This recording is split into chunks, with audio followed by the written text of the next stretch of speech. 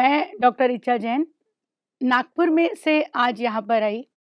2015 में ज्ञान सरोवर में आई थी। यहाँ पर बहुत ज़्यादा पॉज़िटिव एनर्जी और जानकी दादी के साथ मिलने का मौका मिला था। तब नागपुर जाके एक बहुत बड़ी थिंक हमारे बीच में आई थी कि उस टाइम मैंने आपका 7 डेज़ का कोर्स नहीं किया था।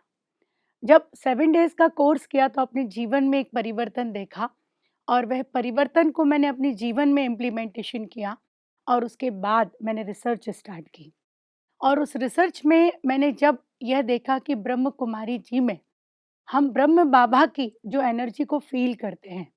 वो एनर्जी एक बहुत ज़्यादा पॉज़िटिव सोर्सेस होती है। हम अपने जीवन के लिए हम पूरे जीवन इतने सारे एफ़र्ट्स करते हैं, पर जब तक हम गॉड की एनर्जी नहीं लेते, मैं ये मानती हूँ कि मेरा इस पृथ्वी पर आना बिल्कुल सार्थक नहीं होता। तो अब जब हमने रिसर्च स्टार्ट की और उसी रिसर्च को मैंने अपने मंत्र से इम्प्लीमेंटेशन किया, नमोकार मंत्र को उस पे जोड़ा क्योंकि जैनों को यदि सिखाना है, तो उसमें मंत्र हीलिंग होना बहुत इम्पोर्टेंट था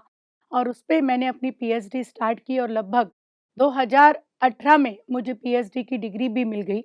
और उसके बाद लगातार मैं उसको आगे बढ़ाती चली गई। मैंने नागपुर में अपना खुद का स्पिरिचुअल सेंटर डाला और हमारे साथ भक्तांबर की पूरी बहनें जुड़ी और पूरे विश्व में हमने इसका प्रचार किया क्योंकि इसकी प्रेरणा स्रोत जो है वो ब्रह्म बाबा जी हैं। इसके बाद भी मैं वापस अब यहाँ पर आई और जब कल मैं सारे सेशंस चल रहे थे, उस सेशंस में कुछ बातें बहुत ज़्यादा हमारे अंदर ऐसा लगा कि हम जीवन में बहुत चीज़ कर रहे हैं पर बहुत सारी गलतियाँ कर रहे हैं। जब हमने यहाँ पर लेक्चर सुने, दीदी की बातें सुनी तो इसमें एक बात मैं अपने साथ यहाँ से लेके जा रही हूँ कि हम अपने घर में फैमिली में बहुत सारे मेंबर्स होते हैं, पर मेंबर्स क्या करते हैं, हम एक दूसरों की गलतियाँ देखने की कोशिश करते हैं। पर जब कल दीदी लेक्चर दे रही थी तो उन्होंने एक बहुत अच्छी बात बोली कि सबसे पहले एक बात आप बंद कर दो कि अपने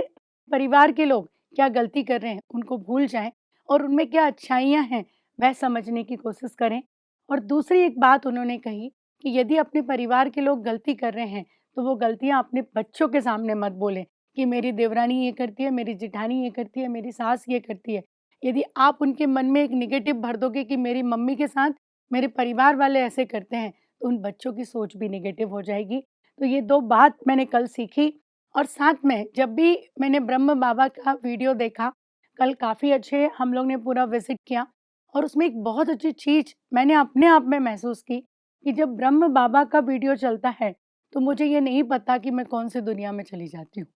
ऐसा लगता है कि मैं अपने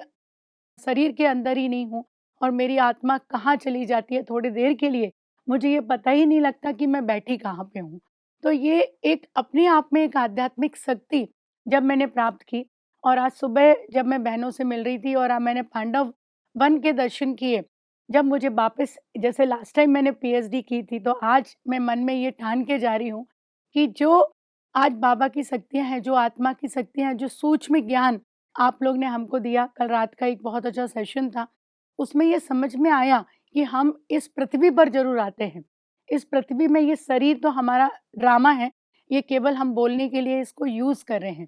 पर हमारी आत्मा अमर है, वो ना जाने कहाँ निकल के चली जाती है और हम जो भी कर्म करते हैं, वो आत्मा पे करते हैं। तो मैं ये सोच लेके चल रही हूँ कि जिस तरह से डेली लाइफ़ में मैं अपनी क्लिनिकल प्रैक्टिस करती हूँ, अपना स्पिरिचुअल सेंटर चलाती हूँ, पर लोगों तक उतने लेवल पे नहीं पहुँच पा रही हूँ जहाँ मुझे पहुँचना चाहिए। अब ये मैं बाँध के जा रही हूँ यहाँ से कि मैं कुछ ऐसा करने वाली हूँ कि जिससे बाबा की जो बात है वो जन-जन तक पहुँच जाए और आत्मा की जो शक्तियाँ हैं वो केवल हम और आपके बीच में ना रह जाएँ। आत्मा की शक्तियाँ जितनी आत्मा अपनी शक्तियों को नहीं पहचान पा रही है, वह आत्मा को भी हम इस शक्ति का परिचय कर सकें। ओम शांति।